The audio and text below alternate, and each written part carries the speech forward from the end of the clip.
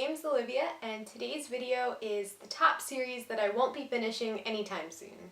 Just as a disclaimer, these are my own opinions and they don't necessarily have to coincide with yours. I understand that some of these series may be people's favorites of all times, but they didn't work out for me for one reason or another. Without further ado, let's get into the video. I went through a phase in middle school and the beginning of high school where I loved young adult novels, especially dystopians, and that was pretty much all I was reading at the time. Back then was the height of dystopian novels. A lot of authors were also trying to jump on the Twilight bandwagon and capitalize on paranormal characters. While I used to enjoy the angel and demon dynamic and dystopian novels as a whole, my reading tastes have changed quite a bit. As a result, most of the series on this list fit into the dystopian genre, and quite a few are paranormal. The first series I have, and these are in no particular order, is the Fallen series by Lauren Kate. I own and have read the first two books in the series, but even when I first read them, I acknowledged it was pretty flawed.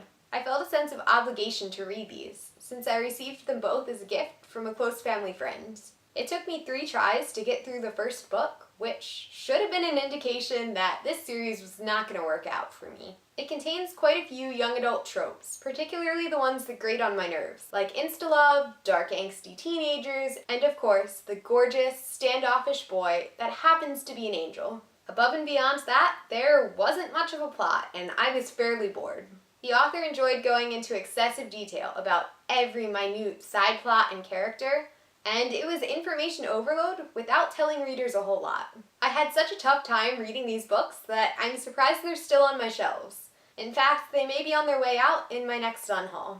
On a similar note, I won't be continuing on with the Hush Hush series by Becca Fitzpatrick. When I first picked this up in early 2014, I was blown away. It was one of the first paranormal books that I read and introduced me to that entire subset of young adult books. Even though I enjoyed it for the plot and the characters at the time, I recognized that the writing left a little something to be desired. Looking back on this book, I don't think I would rate it as high as I did back then. Since I've grown out of that stage where I was enthralled by paranormal books, I don't think the rest of this series would go too well. So I'm going to set it aside for now. Next up is the Matched series by Ali Kandi. The first book was recommended to me by my English teacher in 8th grade. When I started reading, I found that I could not stand the main character whatsoever. But I forced myself to finish the book, which was probably a mistake. From there, my English teacher recommended Crossed, the second book in the series, which was also a mistake. Crossed was one of the first books that I ever DNF'd, and I felt awful about doing so,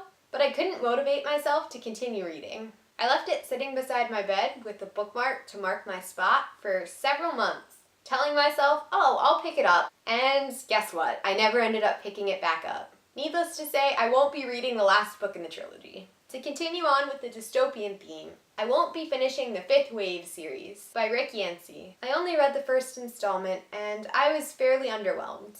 I thought the book overall seemed a little bit rushed. The plot was fast-paced, which is generally right up my alley, but I was a little confused along the way. The author didn't take the time to pause and explain some of the crucial elements in the story, instead choosing to rush ahead to the next major plot point. I was also irked by the incredible repetition in this book.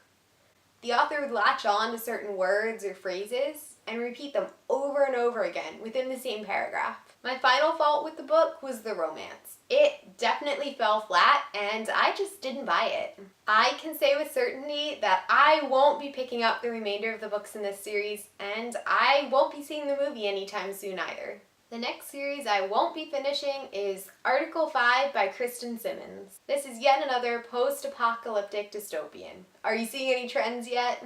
One of my biggest complaints was the backstory, or lack thereof, for this book. The book takes place in a poverty-stricken, demolished United States, but only refers to the cause as war, with no further explanation. I found this a bit implausible and wanted to know more, but it was never revealed. World building and backstory aside, I didn't agree with the characters either. Many of the conflicts in this book could have been solved by a 30-second conversation. The characters refused to communicate with one another, and that would have solved 99% of the issues raised by this book. The prevalence of this lack of communication really bothered me as a reader. My final thought for this book was how much I disliked the romance.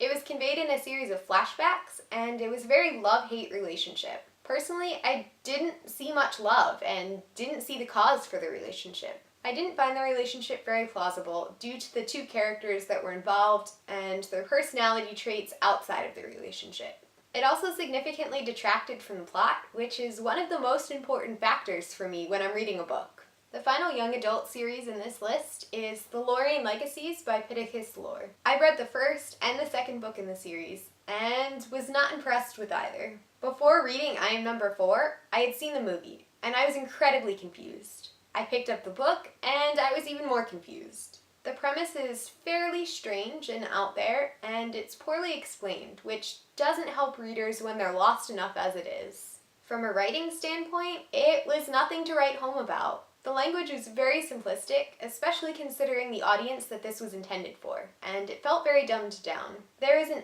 odd attempt at something resembling a romance, and it fell flat pretty much immediately. All in all, I found that I wasn't enjoying the plot and didn't really care about the characters. In all honesty, I would not have minded if the aliens came out on top.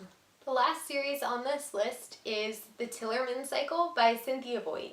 I've read the first 4 books in the series, and the very first one, Homecoming, was one of my assigned summer reading books in middle school. This series is unique in that it doesn't follow the same cast of characters from book to book. Each installment features all new characters, an all new setting, and an all new plot. Surprisingly, I enjoyed all of the books that I read in this series. I thought the writing was decent, the characters were well-rounded and dynamic, and the author was a decent storyteller. However, after the 4th book, these became a little bit repetitive. Despite different character names, I was seeing the same characters popping up from book to book. They didn't feel authentic or original at that point. Instead of continuing on and picking up a disappointing read by this author, I think I want to keep my impression relatively favorable and as it is for right now. Those are 7 series that I probably won't be finishing anytime soon. If you've read any of these, let me know what you thought in the comments down below. Also, tell me which series you put on the back burner for a while. I hope you enjoyed this video, and I'll see you in my next one.